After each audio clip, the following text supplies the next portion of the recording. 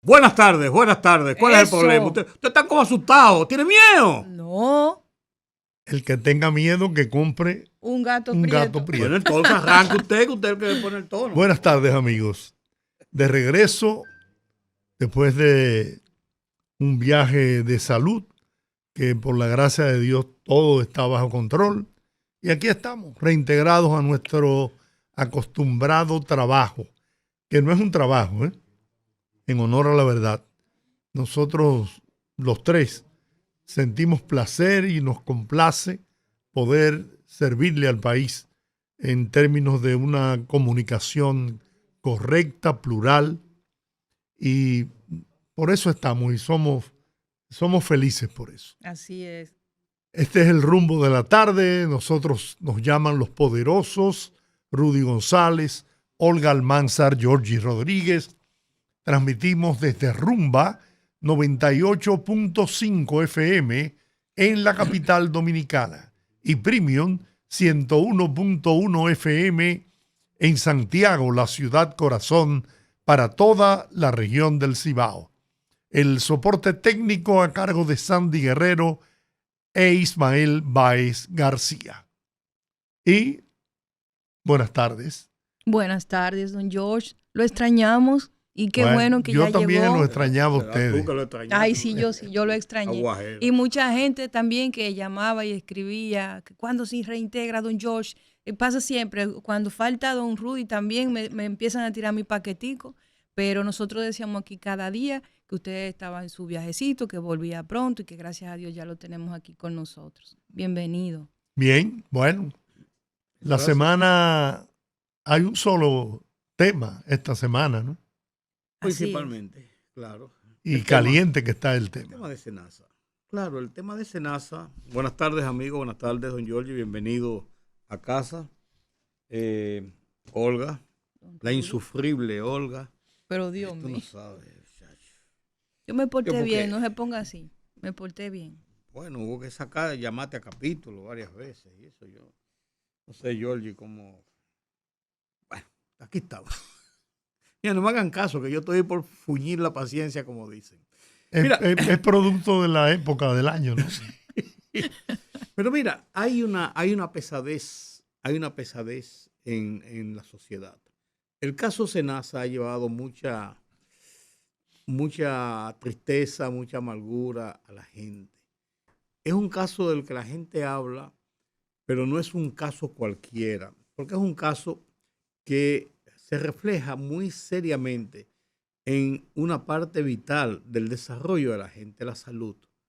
Y la salud principalmente de las clases más necesitadas, principalmente, no todo ni necesariamente. Y a la gente le ha sacudido el tema Senasa. Por muchas razones. Una de ellas es porque la gente había levantado mucha confianza en algunos personajes, pero también en algunas instituciones.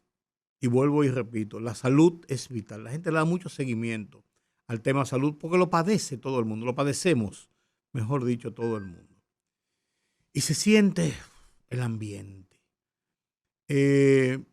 Ya conocemos las medidas de coerción en un juicio, una audiencia donde el juez incluso invocó la Biblia, hizo juicios de valor de manera personal. A veces los jueces lo hacen. Lo hizo aquel amigo de nosotros, Alejandro, ¿cómo se llama Alejandro?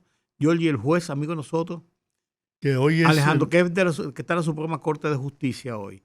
Alejandro Vargas. Alejandro Vargas, amigo de nosotros. Y él también hizo algunas referencias de tipo personal y de tipo de regaño a personas implicadas en violaciones de la ley.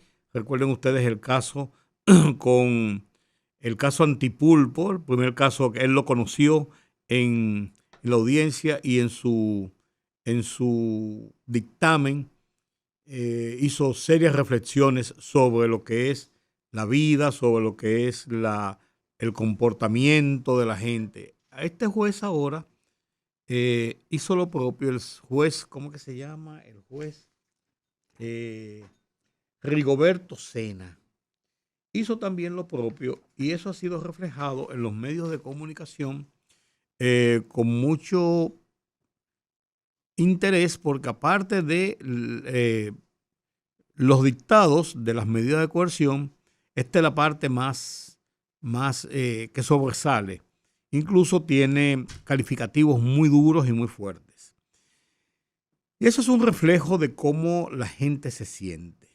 Sin embargo, yo quiero hacer un par de reflexiones. Ustedes saben ya quiénes son los imputados y a dónde están cada uno. En vez de Najayo están en Las Parras, porque fueron transportados a Las Parras porque el centro de Najayo está lleno, no tiene capacidad para recibir los nuevos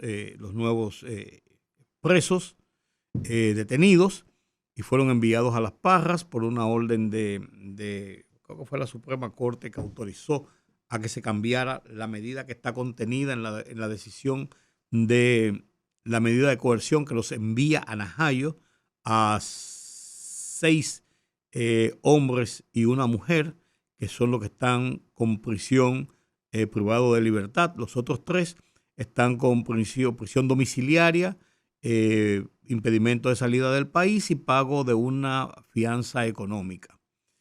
Los demás tienen 18 meses de prisión preventiva. En lo que se conoce el expediente se lleva a un juez de instrucción, para lo cual el juez Sena dio 8 meses, al declararlo complejo, pero dio 8 meses, no 18 meses, sino solamente 8 meses para que se constituya el expediente. Pues bien, no me gustó que en medio de lo que está sintiendo la gente con este caso, un grupo de personas aprovechara la coyuntura para hacerse los graciosos y hacer una protesta y lanzar una serie de amenazas y improperios contra los jueces frente al Palacio de Justicia, indicando incluso que si no se dictaba una sentencia como ellos pretendían que debía citarse, hasta le iban a pegar candela al Palacio de Justicia. No. Una cosa, entonces hay un grupo de gente ofreciendo dinero para que la gente fuera, otros haciendo pronunciamientos y todo este tipo de cosas. Y la verdad que esto puso una tónica de mal sabor al tema. Nosotros hemos abogado en República Dominicana por mucho tiempo de que la justicia sea independiente, y lo estoy encomillando, independiente. Pero independiente del Poder Ejecutivo solamente, porque eso que pasó ayer frente al Palacio de Justicia no es un grado de independencia, es una presión de todo el tamaño contra lo que estaban tratando de impartir justicia. Entonces yo entiendo que eso es una situación que no debe permitirse, que no debe ser. Vamos a hacer la llamada que tenemos pendiente, porque después quiero leer un artículo que publicó Aníbal de Castro hoy. Oye, qué artículo, para mí uno de los mejores artículos que ha escrito Aníbal de Castro, periodista con el que he compartido décadas. Fue mi jefe en un momento, cuando estábamos en Última Hora. Él era el director y yo el segundo, y después yo pasé a ser el director. Y tenemos una relación excelente, pero yo no había visto un escrito tan fuerte y tan bien estructurado como ese que escribió Aníbal de Castro, que yo lo voy a leer ahorita, porque no tiene desperdicio, a mi juicio. No, Aníbal de Castro es una pluma fina. Y muy inteligente. Totalmente. ¿A quién tenemos en la línea? Ajá. Vamos a ver. Julio Curi. Dice el doctor Servio Tulio Castaños. Tremendo artículo. Excelente. Yo lo voy a leer, Servio Tulio. Buenas tardes, querido amigo, doctor Julio Curi. Gracias por aceptar esta llamada. Hola, pero ¿ustedes me están entrevistando o qué? No, vamos a entrevistarte. Vamos a entrevistarte ahora. Ya. Ok. Ya, ahora entendí. Bueno, Vamos arriba, vamos al aire. vamos a empezar por unas declaraciones que Que diste, emitiste unas consideraciones. Sí. con unas consideraciones con relación al tema de SENASA y la conducta exhibida por el presidente de la República, Luis Abinader, con relación a este tema. Al tema de la corrupción. Sí. El comentario que yo posteé ayer, ¿no? Sí, Ustedes se refieren a eso, sí. A ese mismo, ese mismo. Miren, lo que pasa es que ese sector político, ese partido en específico, ha tratado de alguna manera obtener beneficio, ¿no?, de la crisis de SENASA. Y yo lo que hice fue traer del olvido la indiferencia que observó el expresidente Leonel Fernández durante sus años de mandato ante el espectáculo de corrupción bastante serio, bastante evidente que se montó en aquellos años. Me refiero al caso de la Sonlan, me refiero, en fin, a todo lo que se rumoraba de hechos penales, hechos de corrupción. Nunca incentivó a su ministerio público a perseguir la corrupción, y eran hechos graves, ¿no? Entonces, también ahora entiende que ellos son los responsables de haber capitalizado esto porque hicieron una denuncia. En fin, no importa quién la haya hecho ni de dónde, cómo se haya motorizado la acción penal por parte del Ministerio Público. Aquí lo importante es que un presidente de la República, y así lo hizo Danilo Medina también con Temístocles en el caso de Brecht, Claro. no paró mientes en la relación de amistad que tenía con Santiago Jacín para que el Ministerio Público accionara en el entendido de que se habían verificado hechos penales en SENASA.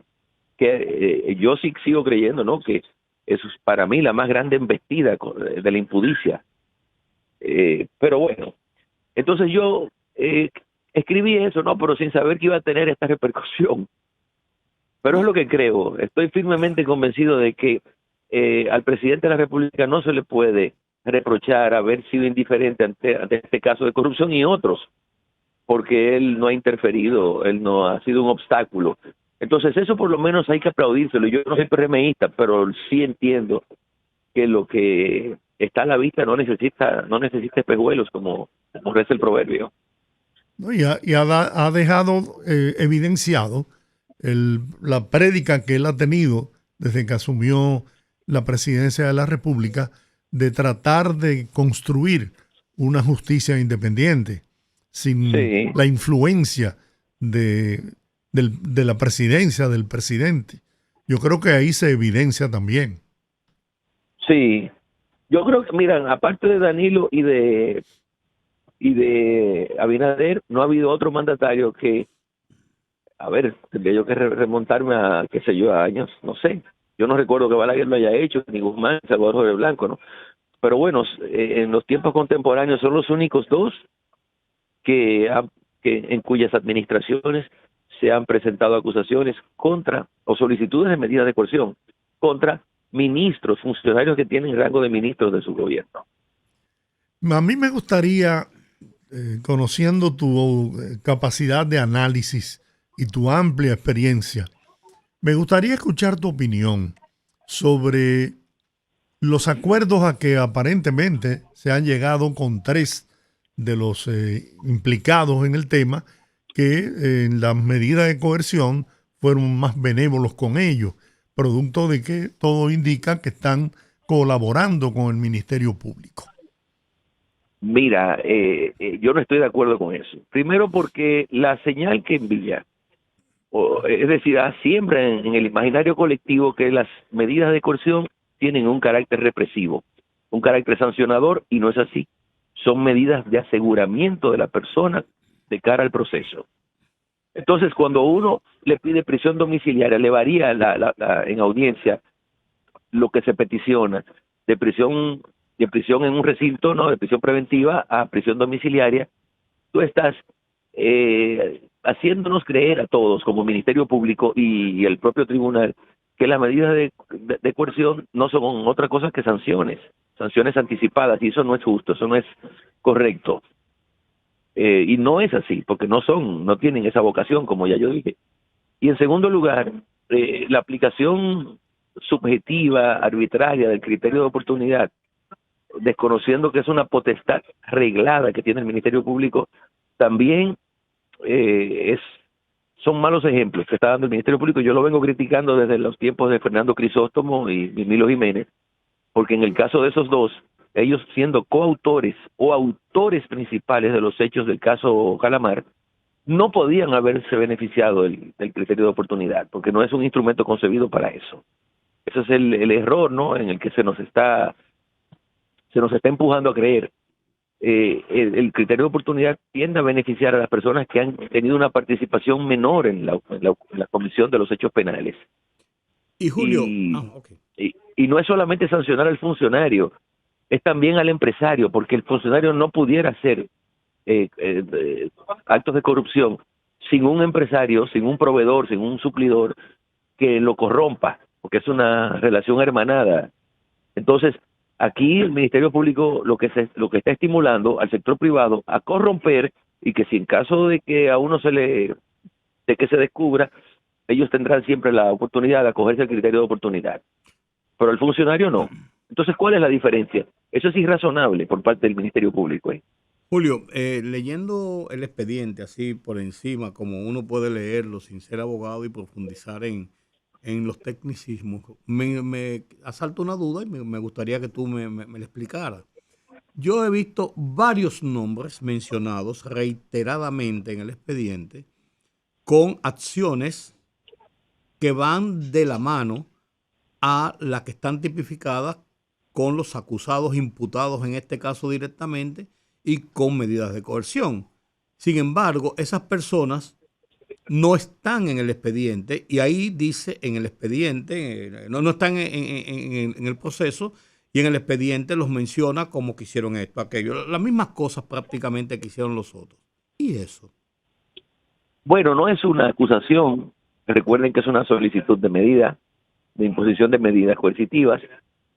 Habría que esperar la acusación o tal vez otras solicitudes que se hagan más adelante contra esas personas, porque no es un acto conclusivo. Es decir, el Ministerio Público no está presentando acusación. Vamos a darle tiempo porque ellos sí pueden todavía enderezar el rumbo de las cosas. Yo lo que sí quisiese es que no fuesen tan voluminosos, porque este Ministerio Público tiene una debilidad inexplicable por el volumen. Una solicitud de medida de 500 y tantas páginas. 537. Eso es una boutade, una extravagancia. Pero también hemos llegado a creer que por el hecho de tener tantas páginas, entonces las cosas son graves. Y la dimensión del perjuicio que ocasiona un hecho penal no depende de la cantidad de páginas que tenga una solicitud de medida ni una acusación. Eso es lo que quisiera que se entendiera, porque también en la medida en que se le suman páginas, se dificulta el conocimiento de la instrucción del proceso y se demora el dictado de una sentencia definitiva. Ahí transcurren entonces los 4 años y colorín colorado. El Ministerio Público no termina de entender eso. ¿Qué te pareció la manifestación de ayer frente al Palacio de Justicia?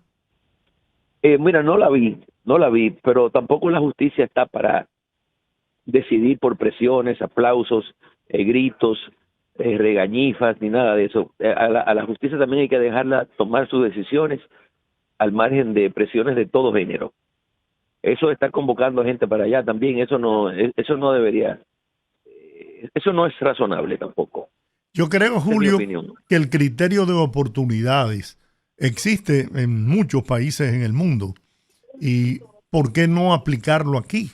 Pero a mí sí, yo sé, pero a mí me llama la atención el que se beneficie a gente que tuvieron participación, vamos a decir, protagónica en los hechos que se señalan en la denuncia, y sin embargo ahora resulta que tuvieron 4 o 5 años beneficiándose grandemente y hoy terminan con el simple hecho de señalar al señor Racine como el responsable de la trama.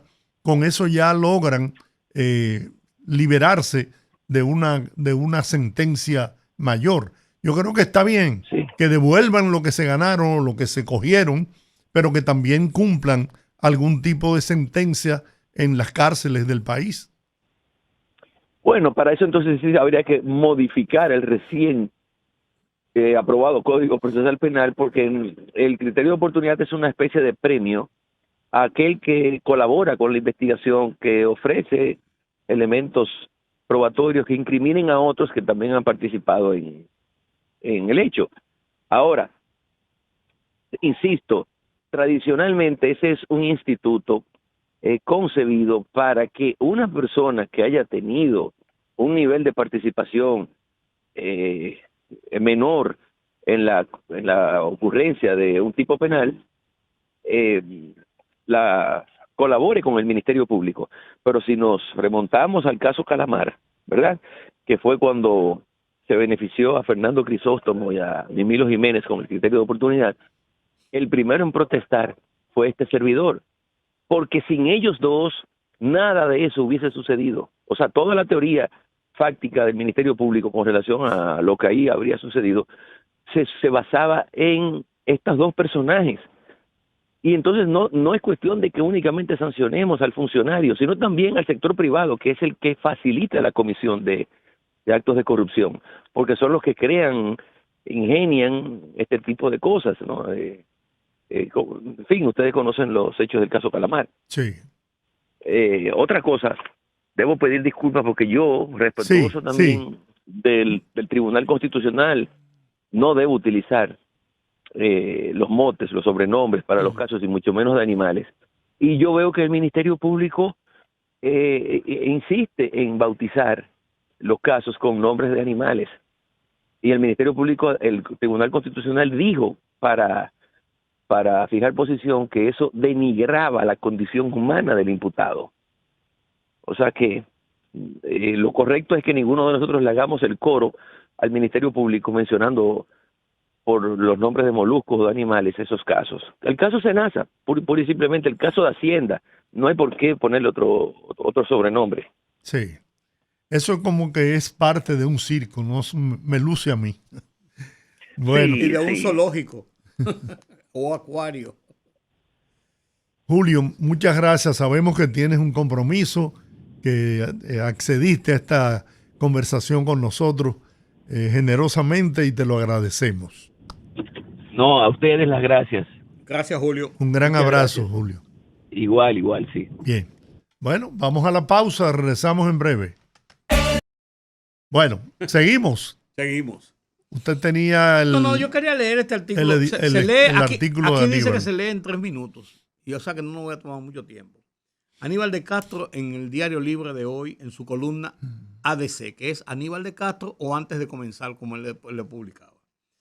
Yo también protesto.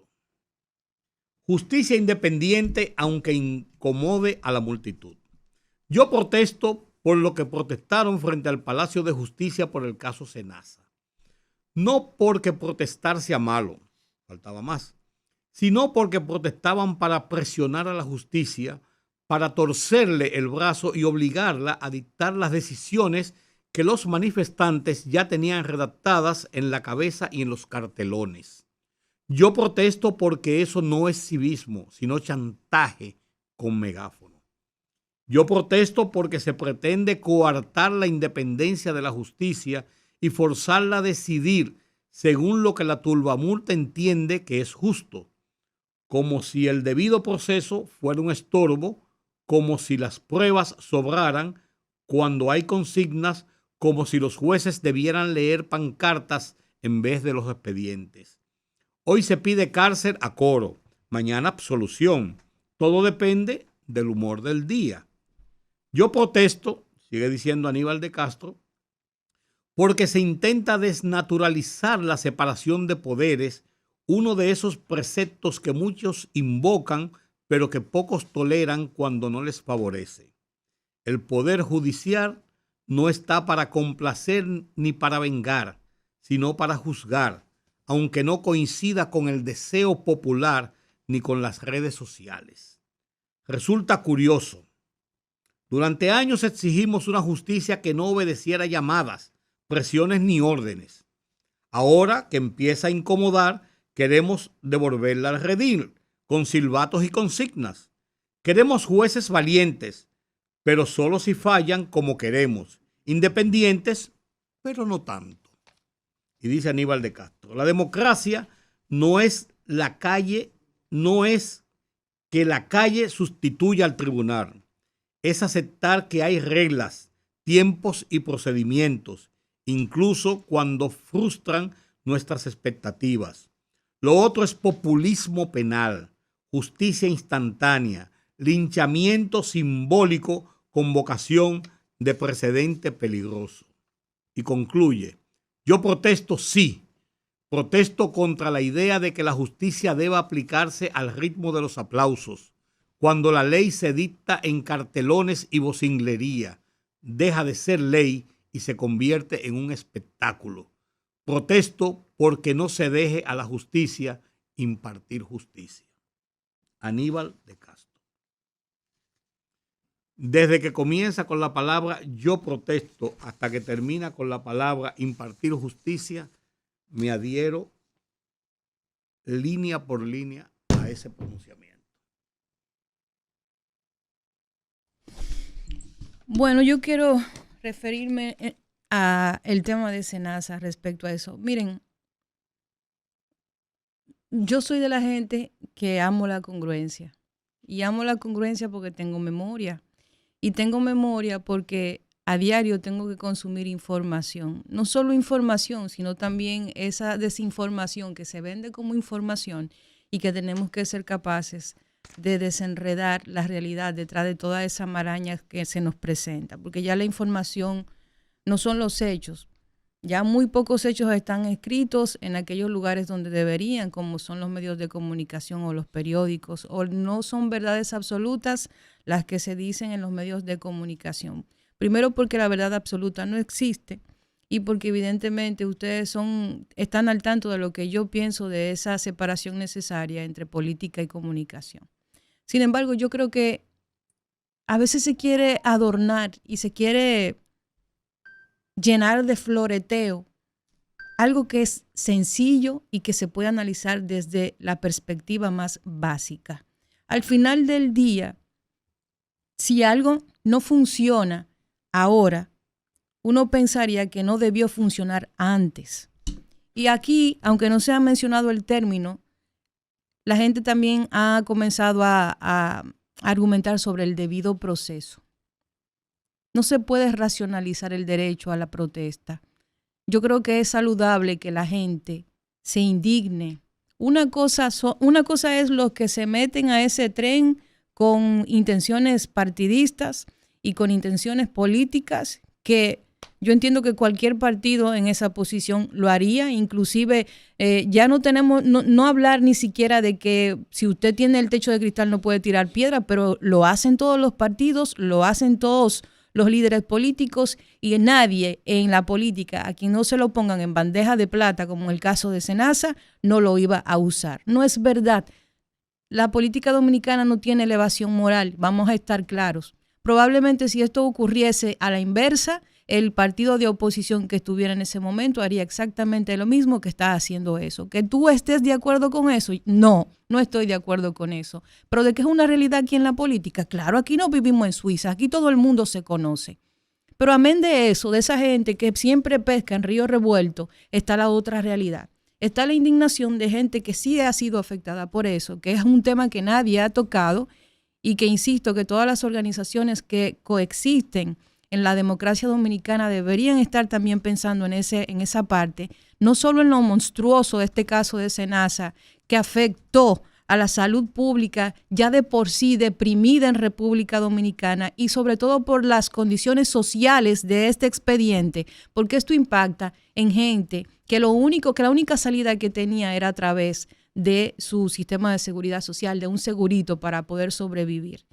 Y esto todavía es más impactante porque amén de que ahí había mucha gente de medios de comunicación, influencers, haciendo bulla, había gente también que había ido como un ciudadano de pleno derecho, con un caso particular de un familiar con cáncer, de un familiar con una situación de salud que no recibió el acceso a salud como un derecho que tenía y que eso impactó en su propia existencia. O sea, esa gente se murió por eso. Y ahí habían varios casos que responden a ese esquema. Entonces, no se puede racionalizar el derecho de la gente a expresar, no se puede invalidar lo que yo viví porque lo viví yo. Es muy fácil colocarse al otro lado de la acera si nosotros no sabemos a ciencia cierta lo que ha experimentado cada uno de esos casos que sí son reales, porque para la cantidad de millones que se está hablando del caso Senasa, si esto fuera un país que se respetara, hoy no estuviéramos hablando solo de esas personas que ya tienen una medida de coerción y que algunos de ellos se encuentran ya cumpliendo cárcel preventiva. Estaríamos hablando también de todos los ciudadanos con nombre y apellido, una investigación aparte para determinar las familias que fueron afectadas, la gente que probablemente no tuvo acceso a una quimioterapia o que no tuvo cobertura de un medicamento que necesitaba para vivir. Eso es una realidad que no se puede desconocer. Todas esas personas afectadas debería comenzarse una investigación para saber con nombre y apellido quiénes son. Y esas personas en cualquier país del mundo deberían ser resarcidas por quien tenga la responsabilidad. A mí me duele mucho porque aquí, según el apellido que te acompañe, tú puedes librarte o no, no importa lo grande que sea el expediente. Porque ahí cuando esa lectura de la medida de coerción se dio, yo sé que no solo pesó el hecho de que un grupo de esas personas estuviera ayudando al Ministerio Público, sino que aquí todavía es un país donde los apellidos pesan. Y yo creo que la gente que resultó afectada, porque esto no es solo un caso de corrupción administrativa, un entramado o una mafia. Esto es un crimen de lesa humanidad. Esto es un crimen humano que afectó a muchísima gente. Y el gobierno no solo tiene que velar, o el Ministerio Público no solo tiene que velar porque se cumpla la ley del entramado y de la mafia, sino también investigar todas las personas que resultaron afectadas por ella. Entonces, si existe un solo dominicano que se sintió afectado y que quiso ejercer su derecho para ir a reclamar, tiene todo el derecho. La historia, como yo siempre digo, tomará en algún momento su papel y juzgará a aquellos líderes, entre comillas, políticos y partidos políticos y influencers también, que estén haciendo de esto, como siempre, un show mediático. Pero de que la gente tiene derecho, la gente tiene derecho. Y no todos los que estaban ahí correspondían a sectores de partido.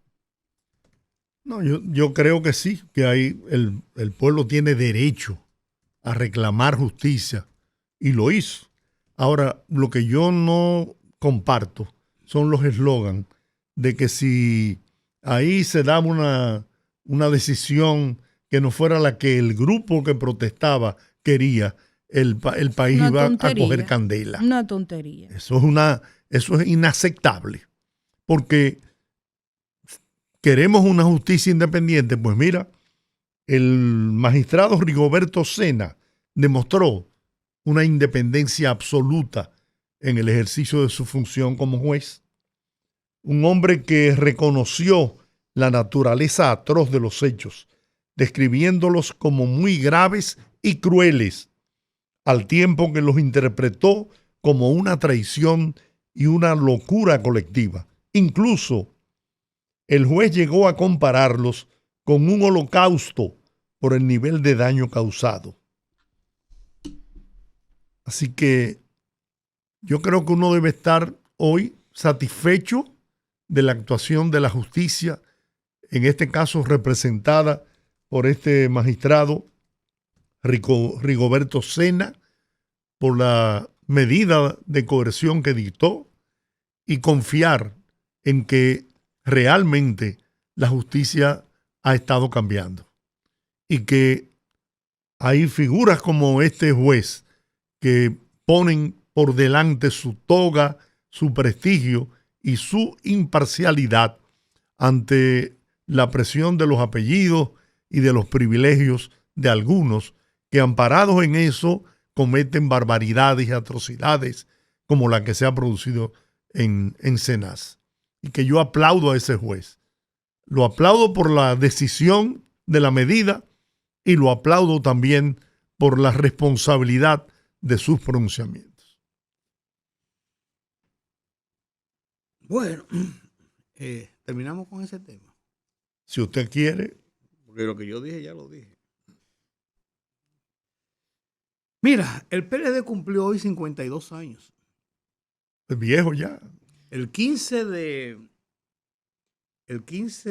diciembre de 1973 quedó constituido oficialmente el PLD después de una seria división del PRD en las figuras de José Francisco Peña Gómez y de Juan Bosch. Tomaron caminos diferentes, habían situaciones que no combinaban en la templanza de los dos líderes políticos, tenían visiones diferentes sobre situaciones de las que ocurrían en el momento, con lo que era todavía la presión de la Guerra Fría y la lucha de las ideologías en el mundo. Y eso lo llevó también a que en el partido, en el PRD, se dieran posiciones de grupismos que lograron dividir a los dos grandes líderes. Y ahí comenzó el PLD a trillar un camino tortuoso que fue en ascenso, y lo llevó hasta 1990, después de varios intentos por participar con éxito en las elecciones generales, hasta el 1990, que fruto de la división del PRD entre Jacobo Magluta y José Francisco Peña Gómez, que fundaron cada uno el BIS y el PRI y dejaron al PRD en el aire para el proceso electoral de 1990, donde Balaguer buscaba una nueva reelección, estuvo muy cerca de llegar al poder. Estuvieron muy cerca los resultados electorales. Cantaron fraude, como pasa en todas las elecciones, pero la cosa terminó y llegamos al 94, cuando la gran crisis electoral. Y en la gran crisis electoral del 94, entre José Francisco Peña Gómez y Joaquín Balaguer, que definió el recortar 2 años al mandato de Balaguer, hacer una nueva reforma constitucional que prohibiera la reelección y que cambiara una serie de estructuras de los procesos electorales. Y entonces Peña Gómez se enfrenta a el PLD directamente, o sea, los dos partidos de donde nació del gran partido, donde nacieron los dos partidos, se enfrentan dos candidatos, Leonel Fernández y José Francisco Peña Gómez. Peña Gómez gana la primera vuelta en las elecciones, pero no alcanza el 50+1 que se había impuesto en la reforma constitucional de 1994. Y tienen que ir a una segunda vuelta y Balaguer le da todo su apoyo a el PLD y a Leonel Fernández. Jacinto Peinado, que era el candidato reformista, quedó en un tercer lugar con 385,000 votos. Y entonces, fruto del apoyo de Balaguer, Leonel Fernández, el PLD, que es a lo que estoy hablando, gana el proceso electoral y asciende al poder por primera vez como PLD. No logra hacerlo en el 2000, cuando vuelve el PRD con Hipólito Mejía, fruto de unas posiciones de candidaturas tripartitas, y dividió a las fuerzas del momento y se coló de nuevo el PRD. Y vuelve entonces, fruto del desastre económico que ocurrió en los años del gobierno de Hipólito Mejía, vuelve entonces el PLD al poder. Y vuelve el PLD y gobierna durante 16 años. Durante del 4 al 20, 16 años. Gobierna durante 16 años, pero vuelve el PLD y provoca una división interna. Es una historia de divisiones del gran partido que era el PRD, cómo se ha ido dividiendo y fragmentando. Se divide el PLD y pierden entonces las elecciones de Luis Abinader, que venía con un partido salido del PRD, conformado con unas nuevas siglas, que era el Partido Revolucionario Moderno. Y el PRD, el PRD convertido en PRM, gana las elecciones. Pero el PLD obtiene un 37%. Un segundo lugar, pero no tan alejado de lo que vendría en el 2004, cuando cae a un 10%. Y hoy, después de las elecciones del 2004, el PLD con un 10% trata y lucha por sobresalir, por sacar un poco y coger un poco de oxígeno, a ver cuál sería su participación en el proceso electoral del 2028. Leonel Fernández le ha ganado trayecto en ese proceso y ya se colocó como partido cuantitativo en proceso electoral muy por encima del PLD, casi con 3 veces lo que sacó el PLD en las elecciones del 24. ¿Qué pasará con el PLD de aquí en adelante? Habrá que ver.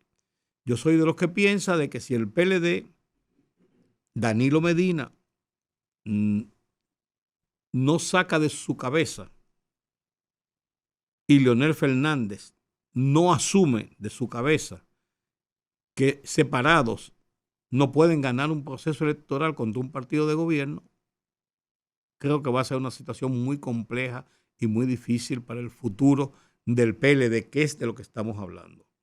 Yo creo que el antagonismo que hay entre Leonel Fernández y Danilo Medina de forma personal y visceral no los hace ver ni les da la oportunidad de entender. Y los dos tienen conocimiento político y sapiencia política, pero lo personal ha podido más que esa posición política y yo creo que ellos están condenados a naufragar si no toman la decisión de tratar de buscar acuerdos que les permita ir juntos como oposición a enfrentar al partido de gobierno. Fíjense que no estoy hablando de candidatos, sino de partidos. Pero es como tú señalas, el tema es personal, no es político. Totalmente. Hay rencores, hay odios Totalmente. que difícilmente puedan ser superados. En el 24 lo demostraron. Lo demostraron.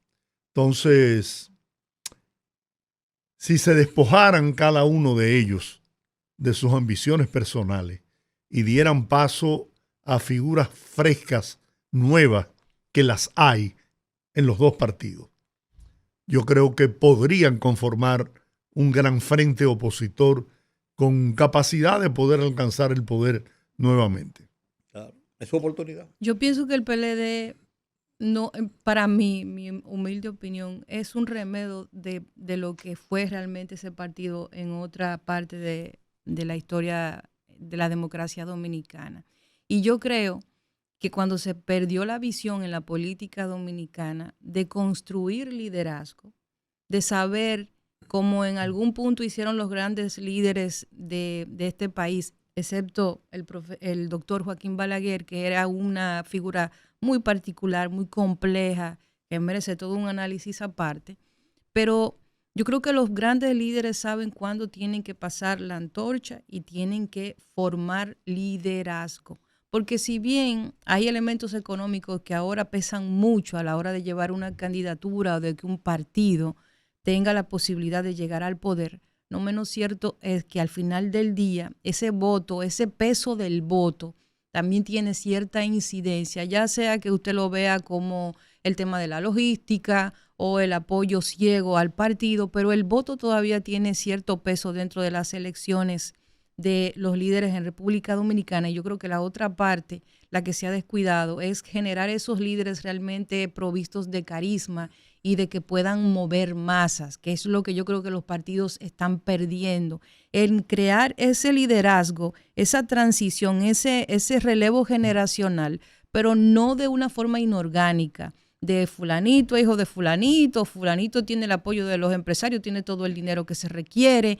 la gente al final en República Dominicana todavía tiene ese elemento de pasión del partido que hay que conquistar, que quizás haya mucha gente que aún sin esa pasión, por un tema de conveniencia, vota por ese partido porque siempre ha sido de ese partido, pero que si los partidos políticos se dedicaran a trabajar sobre la masa no votante que está habilitada para votar, creando líderes que sí tengan ese liderazgo natural, pero también esa construcción del liderazgo que resuene con los temas y los intereses de ese gran grupo de casi un 40% de gente que puede votar y no lo hace.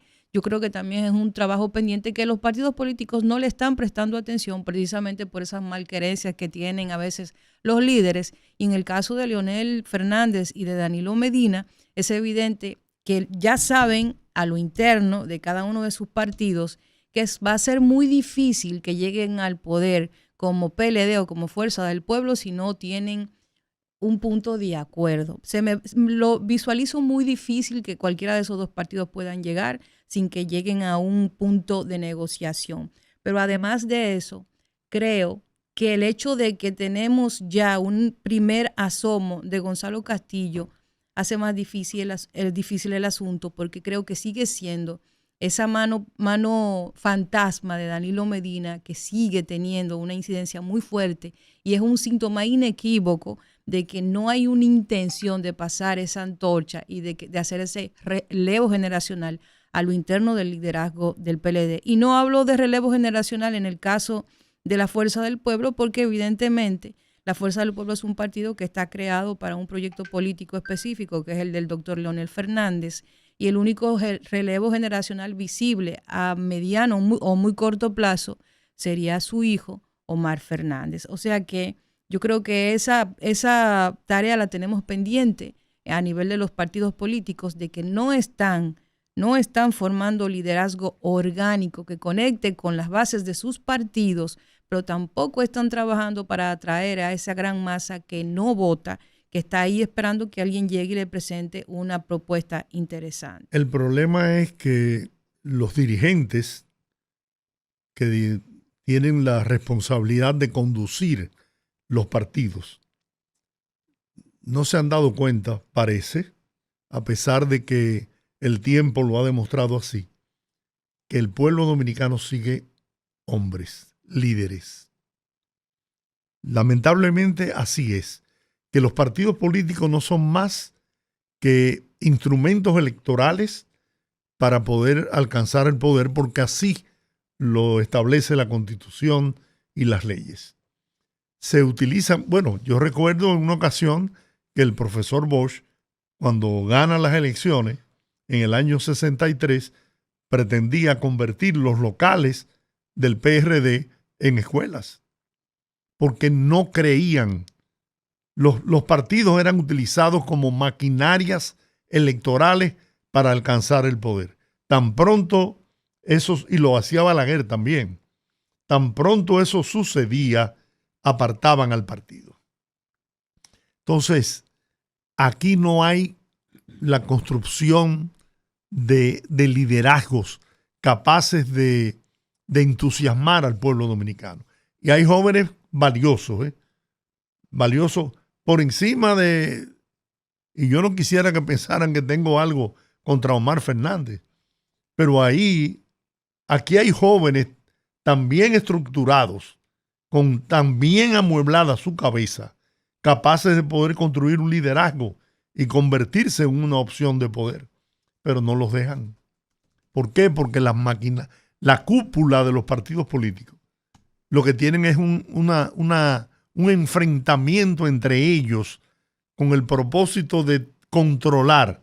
Por ejemplo, en el caso de Danilo, él no puede ser candidato, aunque lo intentaron en días pasados, pero no hay posibilidad de que pueda ser candidato, pero él sí quiere tener el control del que va a ostentar la candidatura del PLD. Y en el caso de Leonel, todos sabemos que Leonel no le da oportunidad a nadie porque él es un obsesionado con el poder político. Sin duda. Qué bien. Ni siquiera a su hijo él sería capaz de cederle la posición de ir como candidato. Y Además de eso, ahí hay una dirigencia, por ejemplo, en el caso de la Fuerza del Pueblo, que tiene aspiraciones. Ahí hay problemas internos por las aspiraciones que merodean a muchos de esos dirigentes que acompañaron a Leonel en su aventura de irse del PLD y formaron la Fuerza del Pueblo, pero que tienen aspiraciones, pero no los deja pasar. Tú escuchas mencionar algún nombre en la Fuerza del Pueblo que no sea Leonel Fernández. Bueno, a Omar, porque adversarios a Leonel lo ponen como tratando de crear un enfrentamiento entre padre e hijo, pero ahí no se está sembrando, no se está construyendo ningún liderazgo capaz de motivar a la gente a votar por ellos. Y en el PLD, como te expresé, es la misma situación. Danilo quiere tener el control del que vaya a ser el candidato y posible presidente para poder seguir teniendo su cuota de poder. Yo pienso que los partidos políticos están muy acostumbrados a lograr a ritmo de papeleta lo que hay que hacer a ritmo de liderazgo y formación. Y ese es el pasivo que nosotros logramos ver en cuanto al tema de cómo las nuevas generaciones no se vinculan a la fiesta democrática, porque ese pasivo está generándose a raíz precisamente de liderazgos al vapor, o pseudo liderazgo a vapor, de gente que no ha cruzado ese camino iniciático del héroe que te permite llegar, como dice Carl Jung, ese camino iniciático que te permite llegar a pasar esas etapas para realmente convertirte en lo que corresponde dentro de la política. Y yo creo que ese pasivo es muy interesante para un partido político que quiera trabajar en liderazgo real. Yo creo que sí hay liderazgo joven bueno en República Dominicana. Y en el caso, por ejemplo, del PRM, que es el partido más joven, vamos a decirlo así, aunque es el PRD que se reinventa. En el caso del PRM, yo creo que el liderazgo de relevo generacional no es necesariamente el más jovencito. Yo creo que están cometiendo ese mismo error al vapor, de tratar de lograr un liderazgo al vapor o por herencia o por señalado. Y yo creo que tienen que hacer su tarea. Y si se dedican a hacer su tarea bien, pueden lograr tener ese relevo generacional, muchas opciones de poder a futuro. Fíjate que los partidos tradicionales del país se construyeron en torno a un liderazgo. No fue el partido que creó esos líderes. Balaguer, Juan Bosch, Peña Gómez. Fue al revés. Fue a la inversa. En torno a esa figura se construyeron grandes partidos. Pero yo creo que en el caso entonces del PLD y de la Fuerza del Pueblo, sí tienen liderazgo joven que puede ser interesante. Yo considero, por ejemplo, que Omar es un buen líder, pero siento que le falta todavía camino, que no lo pueden cocinar tan rápido.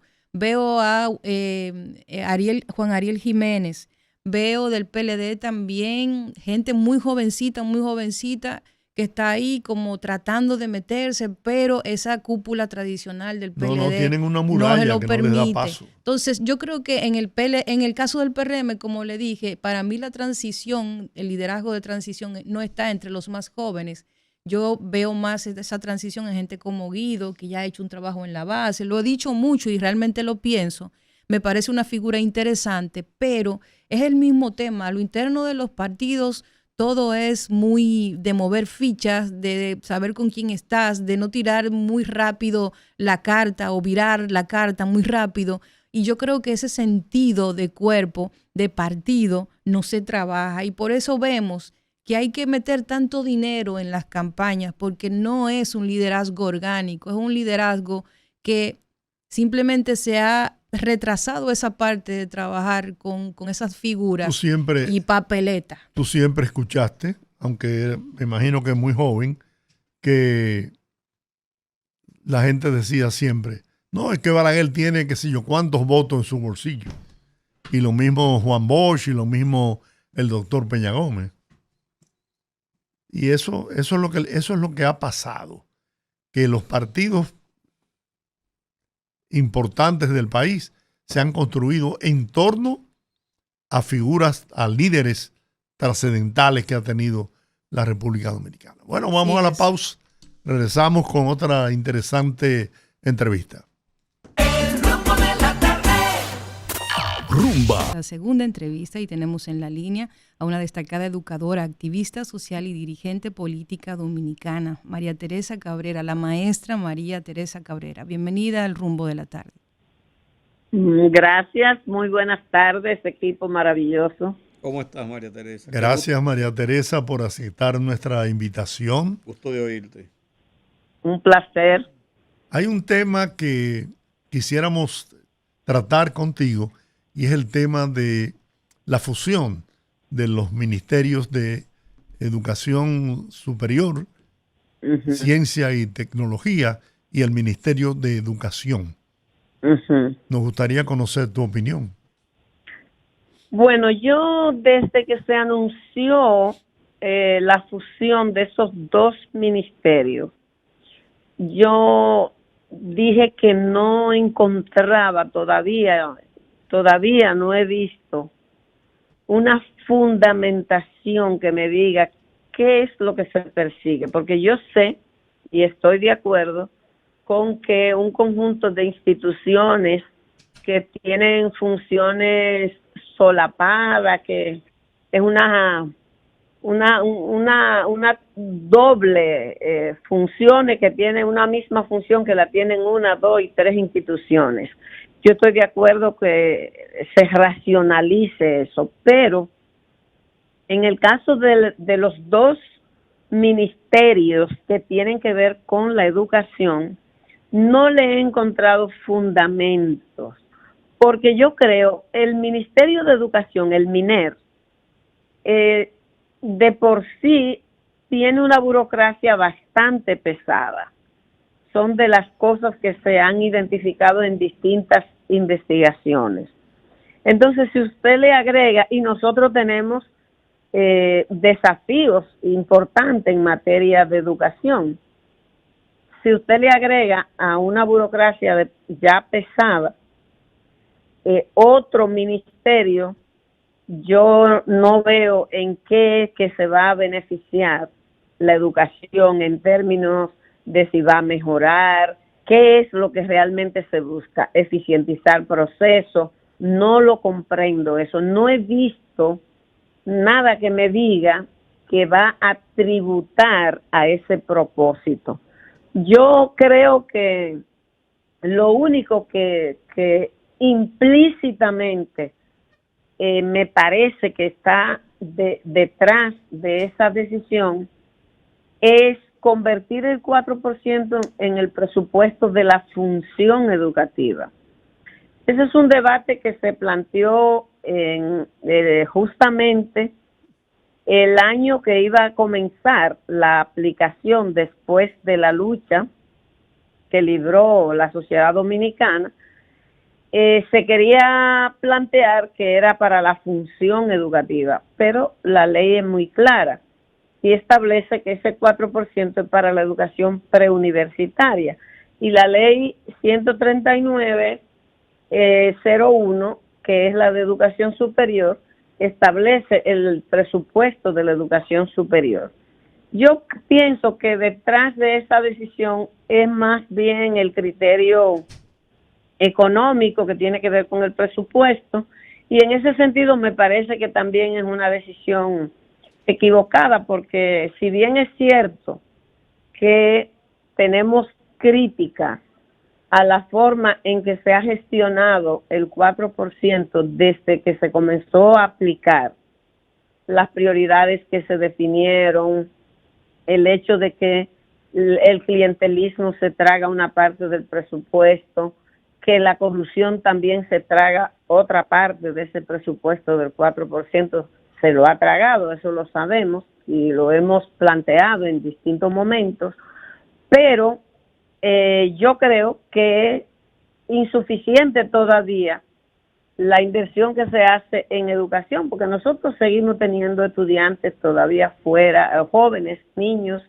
que todavía no están incluidos en el sistema educativo, y también tenemos desafíos importantes en materia de la calidad de la educación. En ese sentido, pienso que es un absurdo plantearse reducir la inversión de la educación preuniversitaria, porque en la medida en que el 4% se convierta en el presupuesto de la función educativa, eso significa que será distribuido en la educación preuniversitaria y también la educación superior. Pero si hay un problema de burocracia, como tú dices, María Teresa, quizás no es una oportunidad para poder romper esa burocracia y eficientizar servicios. Pero Pienso yo.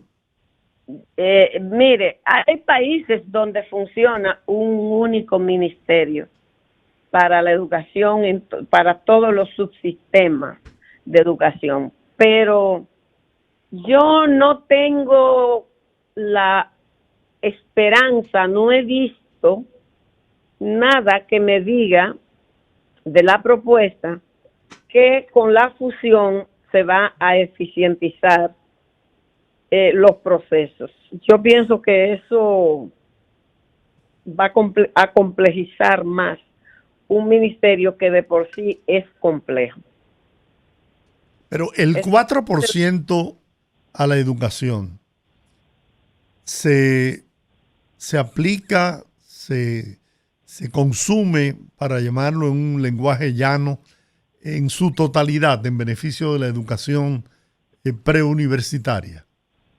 O no se aplica, no se utiliza la totalidad de ese 4%. En promedio, el tiempo que tenemos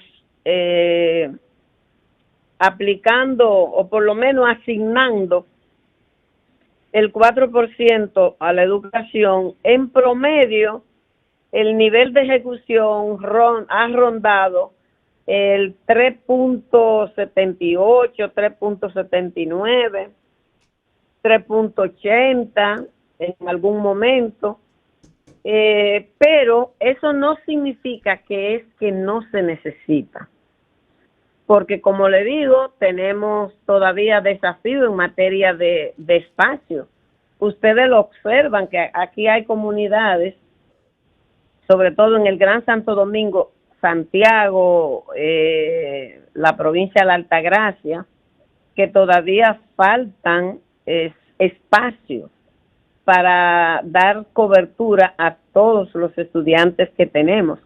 El hecho de que aquí, por ejemplo, cuando asumió en el 2020 el nuevo gobierno, unas cientos de centros, creo que más de 600 centros educativos, escuelas que estaban iniciadas y tenían un problema legal y no podían continuar, incluso tuvieron que hacer una ley para retomarla.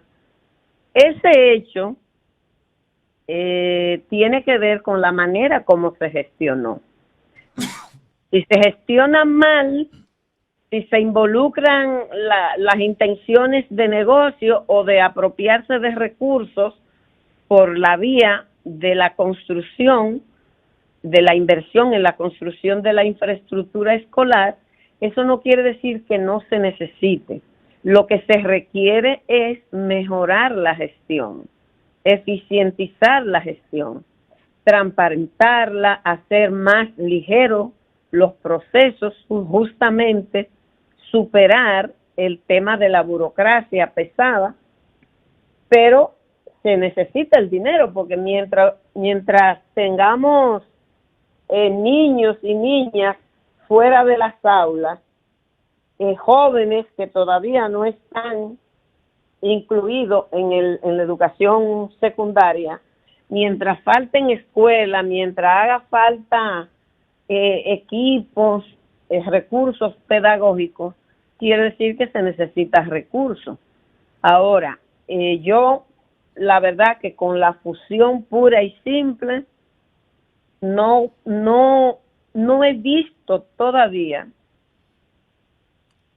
en lo que yo he visto de lo que se ha planteado,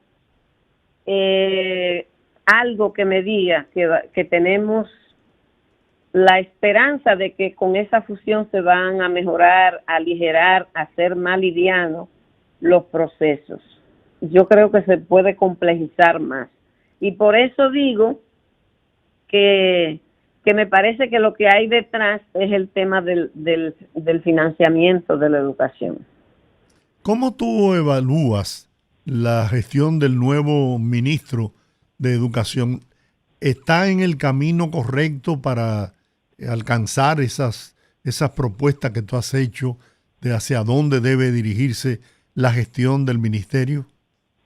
Mire, yo creo que él es una persona que está interesado, me parece, en hacer una buena gestión, ha hecho un esfuerzo por salir a camino, por ejemplo, con el tema de la evaluación del desempeño, que es un tema que se estanca, porque en la complejidad del Ministerio de Educación está que, por ejemplo, usted tiene, todavía no hemos podido superar tener garantía, por ejemplo, de que un profesor o una profesora que trabaja en un centro educativo aparezca en la nómina en ese centro educativo. Eso es un problema viejísimo. Cuando yo me inicié en el sistema educativo, yo pasé muchos años que salía en nómina en una escuela de Gaspar Hernández, donde yo nunca había ido en ese momento. Y cada vez que hacían los pagos personales, yo tenía que viajar para allá para poder cobrar mi salario.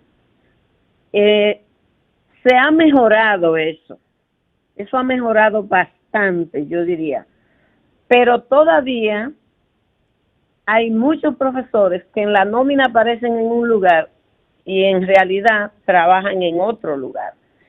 Eso es una cosa que... Una distorsión.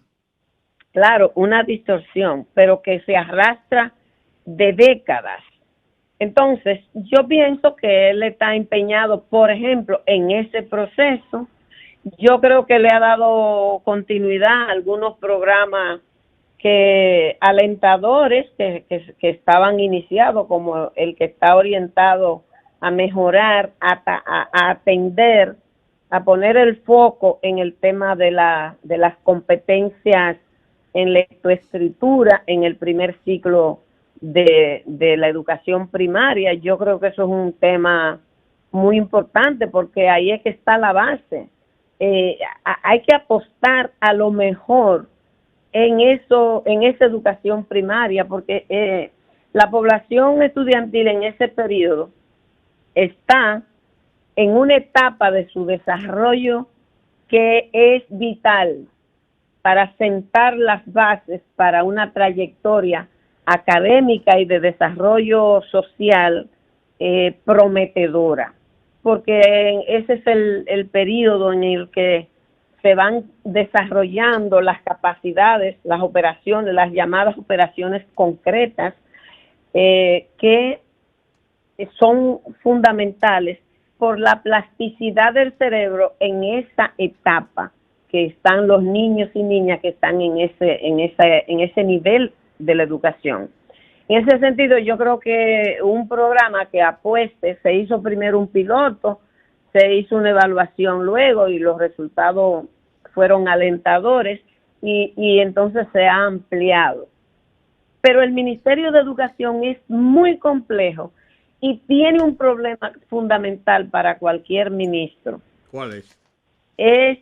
Son los problemas que hereda el sistema educativo del régimen político, del sistema político.